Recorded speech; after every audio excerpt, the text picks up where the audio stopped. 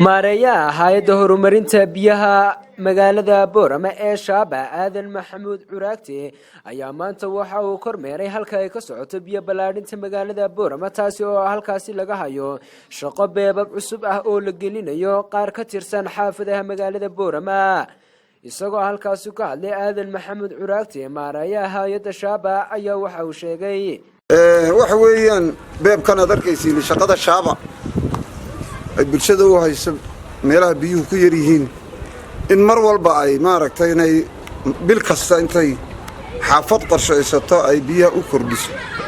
marka beebkan ulajeedkiisu waxa weeyaan xaafadan sareesaw oo meel aad u tiiriyo magaalada biyuhu ku yar yihiin inaan gaadhsiino biyaha u kordhino intaasay tahay waana shaqo maalin kasta la qabto oo maaragtay inagu imika waad nala kulanteenuune maalin kastaba xaafadaha qaar bay ka socotaa waxayna ku xidhan tahay qorshaha shirkadda bilba meesha eriyada ay u xulato in maaragtay biyo lagu kordhiyo